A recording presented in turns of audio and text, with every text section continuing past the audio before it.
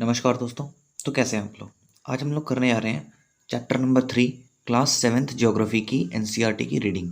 जैसा कि दोस्तों मैं आपको हर वीडियो में बता देता हूँ, इस वीडियो में भी बताऊँगा कि मैं इस चैप्टर को आपको समझाता नहीं हूँ और ना ही इसके आपको नोट्स लिखवाता हूँ। मैं आपके लिए रीडिंग करके देता हूँ, क्योंकि आप लोगों को मैंने बहुत ही ध्यान से देखा है कि आप लोग क्या करते हैं ना, आप लोग एनसीईआरटी रीडिंग नहीं करते हैं। आप लोग कहीं कहीं से नोट्स जुगाड़ करके उसको याद कर लेते हैं। दोस्तों आप देखिए, एनसीईआरटी रीडिंग करना बहुत ही ज़्यादा इंपॉर्टेंट है और मैं आपके भावनाओं को भी समझ सकता हूँ कि आपको टाइम नहीं मिल पा रहा है इस चीज़ का। ठीक है, आपको अगर टाइम नहीं मिल पा रहा है तो कोई बात नहीं दोस्तों, आप एनसीईआरटी की रीडिंग आप सुन लीजिए। आपको करने में आलस आता होगा, कोई बात नहीं, आप एनसीईआरटी की रीडिंग सुन लीजिए। मैं आपके लिए फ्री ऑफ कॉस्ट यूट्यूब पे बना रहा हूँ वीडियोस, ताकि आप एनसीईआरटी रीडिंग कर सकें। ठीक है, कम से कम सुन सकें। और ज़्यादा से ज़्यादा 15-20 मिनट की होती हैं ज्योग्राफी की, खासकर हिस्ट्री की आधे घंटे की, और पॉलिटी की भी वैसी होती है 25 मिनट की, आधे घंटे की। तो आप सुन सकते हैं। इकोनॉमिक्स का भी तो, इकोनॉमिक्स तो 9 से शुरू हुआ तो वो देखेंगे। ठीक है दोस्तों, चलिए तो शुरू करते हैं। आपको बिना टाइम ज़ाया करे, आवर चेंजिंग अर्थ। ठीक है, the lithosphere is broken into a number of plates known as the lithospheric plates. You will be surprised to know that these plates move around very slowly, just a few millimeters each year. This is because the movement of the molten magma inside the earth. The molten magma inside the earth moves in a circular manner as shown in the activity. The movement of these plates causes changes on the surface of the earth. The earth moves. The earth movements are divided on the basis of the forces which cause them. The forces which act in the interior of the earth are called as endogenic forces, and the forces that work on the surface of the earth are called as exogenic forces. Figure 3.1 में आपको दिखा दिया जाएगा ये वाला। देखो, ये activity जो बोल रहे हैं दोस्तों, तो आपको यहाँ पे एक बीकर लेने बोला है और उसमें आपको वार्म करने बोलेगा, तो ये कुछ गोल गोल घूमता है। The molten magma inside the earth moves in a similar manner. ये देख लेते हैं क्या बोले। Take a small coloured paper and pellet pellet and put it in a beaker half filled with water. Place the beaker on a tripod stand and heat it.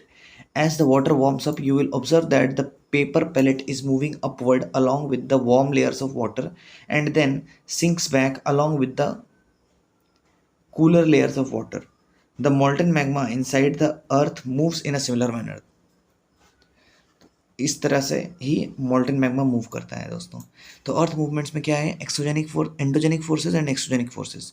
Endogenic forces में दो parts हैं, sudden forces and diastrophic forces. Sudden forces में earthquake आ गया, volcano आ गया, landslide आ गया, और diastrophic forces में building mountains आ गया। एक्सोजेनिक फोर्सेस में आता है इरोशनल एंड डिपोजिशनल एक्टिविटीज़। इससे क्या होता है, river, wind, sea waves and glaciers का फॉर्मेशन होता है। इवोल्यूशन ऑफ लैंडफॉर्म्स, तो ये वाला हो गया। ग्लॉसरी देख लेते हैं दोस्तों। लिथोस्फेरिक प्लेट्स का मतलब क्या होता है। The earth's crust consists of several large and some small rigid irregularly shaped plates, slabs, which carry continents and the ocean floor. Endogenic forces sometimes produce sudden movements and at the other times produce slow movements. Sudden movements like earthquakes and volcanoes cause mass destruction over the surface of the earth. A volcano is a vent opening in the earth's crust through which molten material erupts suddenly. अब देखते हैं यहाँ पे क्या है। Endo mean इसका मतलब होता है इनसाइड, एक्सो का मतलब होता है आउटसाइड, और जेनिक का मतलब होता है ओरिजिन। तो एंडोजेनिक, एक्सोजेनिक, तो मतलब जिसका जेनेसिस जिसका ओरिजिन बाहर होता है वो एक्सोजेनिक फोर्सेस हो गए, और जिसका ओरिजिन अंदर होता है अर्थ के सरफेस के, वो हो गए एंडोजेनिक फोर्सेस। अब वोल्केनो दिखा रखा है दोस्तों, तो ये देखिए, वोल्केनो का ऊपर वाला पार्ट क्रेटर कहलाता है, फिर ये वाला पार्ट वेंट कहलाता है। लावा जो बाहर निकल के आ रहा है, गैसेज एंड ऐश है, ये क्रस्ट है, और ये मेंटल है दोस्तों। अब देखते हैं, similarly when the lithospheric plates move the surface of the earth vibrates. The vibrations can travel all round the earth. These vibrations are called earthquakes. The place in the crust where the movement starts is called the focus. The place on the surface above the focus is called the epicenter. Vibrations travel outwards from the epicenter as waves. Greatest damage is usually closest to the epicenter, and the strength of the earthquake decreases away from the center. Do you know there are three types of earthquake waves? P waves or longitudinal waves, S waves or transverse waves, L waves or surface waves. Try to find out the properties of these waves from an encyclopedia. तो आप लोग देखिएगा इसको दोस्तों, ये activity दे रखा है दोस्तों, आप लोग ये एक्टिविटी जरूर करें। एक्टिविटी एग्जाम पर्सपेक्टिव से उतना इंपॉर्टेंट नहीं है इसलिए मैं नहीं पढ़ा रहा। तो ये देखिए प्लेट बाउंड्री है, ये एपिसेंटर है जहाँ पे अर्थक्वेक हिट करता है। Seismic waves radiate out in all directions, ये वाला देख रखा है। Focus, this is where the earthquake occurs, it is the origin of the seismic energy. और ये आपको फिगर क्या बता रहा है? ओरिजिन ऑफ द अर्थक्वेक के बारे में बता रहा है, ठीक है। चलिए दोस्तों,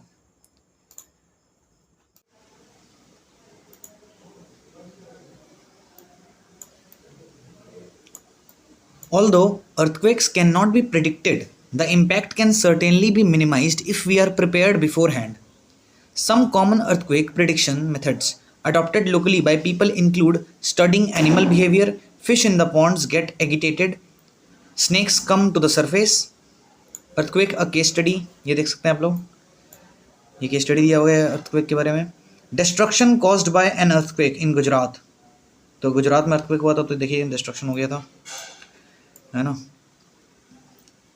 अच्छा, do you no an earthquake is measured with a machine called a seismograph. The magnitude of the earthquake is measured on the Richter scale. An earthquake of 2.0 or less can be felt only a little. An earthquake over 5.0 can cause damage from things falling. A 6.0 or higher magnitude is considered very strong, and 7.0 is classified as a major earthquake. तो आप लोग देख सकते हैं Richter scale पे ये वाले जो रिक्टर स्केल के जो ये मैग्नीट्यूड्स हैं, ये अलग अलग मैग्नीट्यूड्स अलग अलग इंटेंसिटी ऑफ अर्थक्वेक को दिखाते हैं। Earthquake preparedness, where to take shelter during an earthquake, safe spot under a kitchen counter, table और desk, against an inside corner और wall, stay away from fireplaces, areas around chimneys, windows that shatter including mirrors and the picture frames. Be prepared, spread awareness amongst your friends and family members, and face any disaster confidently. Major landforms, the landscape is being continuously worn away by two processes, weathering and erosion. Weathering is the breaking up of rocks on the earth's surface. Erosion is the wearing away of the landscape by different agents like water, wind and ice. The eroded material is carried away or transported by water, wind, etc. and eventually deposited. This process of erosion and deposition create different landforms on the surface of the earth. Work of a river. The running water in the river erodes the landscape. When the river tumbles at steep angle over very hard rocks or down a steep valley side, it forms a waterfall. Figure 3.4, ये देखिए 3.4 में waterfall दिखा रखा है। ये hard rock है, soft rock undercut by the power of the water. तो ये देख सकते हैं यहाँ पे वाटरफॉल बन रहा है। Do you know there are thousands of small waterfalls in the world. The highest waterfall is Angel Falls of Venezuela in South America. The other waterfalls are Niagara Falls located on the border between Canada and USA in North America, and Victoria Falls on the borders of Zambia and Zimbabwe in Africa. ये देखिए Niagara Falls दे रखा है। अच्छा, as the river enters the plain, it twists and turns, forming large bends known as meanders. Due to continuous erosion and deposition along the sides of the meander, the ends of the meander loop come closer and closer. In due course of time, the meander loop cuts off from the river and forms a cut-off lake, also called an oxbow lake. At times, the river overflows its banks. This leads to the flooding of the neighboring areas. As it floods, it deposits layers of fine soil and other material called sediments along its banks. This leads to the formation of a flat, fertile floodplain. The raised banks are called levees. As the river approaches the sea, the speed of the flowing water decreases. ये देखिए ये oxbow lake है, ये levies है, मिएंडर है ये जो गोल गोल घूम रहा है। गोल गोल नहीं, सॉरी, मिएंडर मतलब ये जो लार्ज बेंड्स होते हैं ना, उसको बोलते हैं मिएंडर्स।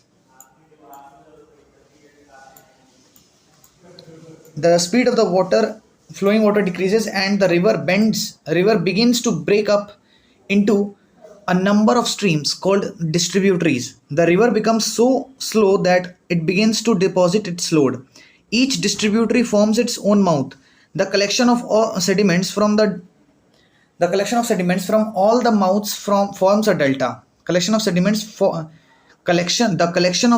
from all the mouths forms a delta.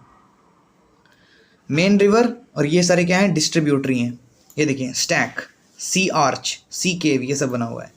The work of sea caves, the erosion and deposition of the sea waves gives rise to coastal landforms. Sea waves continuously strike at the rocks, cracks develop over time, they become larger and wider, thus hollow like caves are formed on the rocks.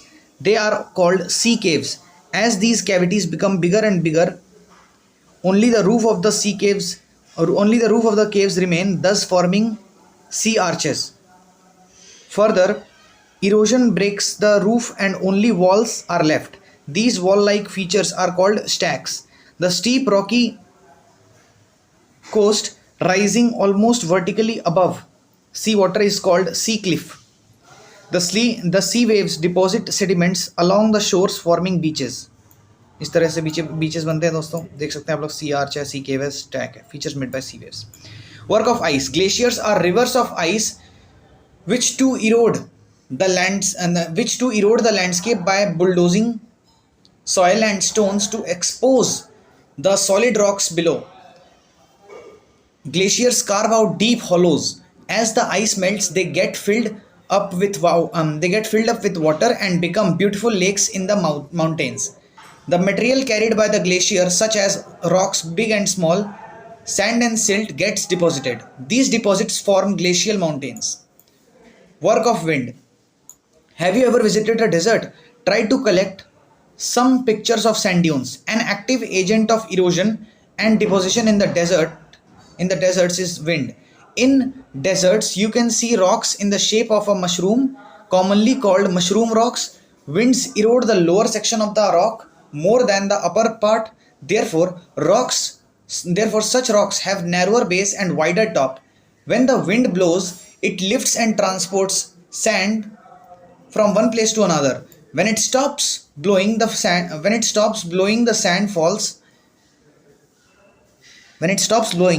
sand falls and gets deposited in low hill like structures. These are called sand dunes. When the grains of sand are very fine and light, the wind can carry it over very long distances. When such sand is deposited in large areas, it is called Luis. Large deposits of Luis is found in China. तो इसी प्रकार दोस्तों हमारा chapter होता है ख़त्म। आप लोगों से बहुत बहुत आशा है मुझे कि आप लोग इसी प्रकार से रीडिंग कंटिन्यू करते रहेंगे और अपनी नॉलेज बढ़ाते रहेंगे दोस्तों। देखिए दोस्तों, मैं समझ सकता हूँ आप लोग के पास टाइम की कमी होती है, इसलिए मैं आप लोगों के लिए रीड कर देता हूँ ताकि आप लोग सुन के अपना काम चला सकें। आप लोग कभी भी ट्रैवलिंग के समय, लेटे हुए, कभी भी एनसीईआरटी की रीडिंग सुन सकते हैं और आपको इंपॉर्टेंट इन्फॉर्मेशन लगातार मिलती रहेंगी। इसीलिए दोस्तों मैं आपके लिए रीडिंग वीडियोस लाता हूँ। आप लोग मुझे ज़रूर बताएं कमेंट सेक्शन में कि आप लोग कैसा लग रहा है। दोस्तों एक बात और बताऊँगा कि आप लोग रीडिंग करेंगे तो आपको एनसीईआरटी के कोने कोने से जो जानकारी मिलती है वो जानने को मिलेंगी। और आप लोग एग्ज़ाम में, चाहे कोई भी एग्ज़ाम हो, चाहे आपके स्कूल एग्ज़ाम्स हो अगर आप 7th में पढ़ रहे हो तो, या फिर आपके कम्पिटिटिव एग्ज़ाम्स हो अगर आपने सारी पढ़ाई अपनी कंप्लीट कर ली है तो, ठीक है, आपको हर जगह ये काम देगा दोस्तों। जिस भी कम्पिटिटिव एग्ज़ाम्स में ज्योग्राफी, हिस्ट्री, सिविक्स, इकोनॉमिक्स पूछा जाता है तो मैं उसकी रीडिंग कर देता हूँ दोस्तों, खासकर एनसीईआरटी की। तो आप लोगों का बहुत बहुत शुक्रिया। लाइक, शेयर और सब्सक्राइब जरूर करें। मेरे बेस्ट विशेस हमेशा आपके साथ रहेंगे। मिलते हैं आपसे नेक्स्ट वीडियो में। Thank you and have a nice day.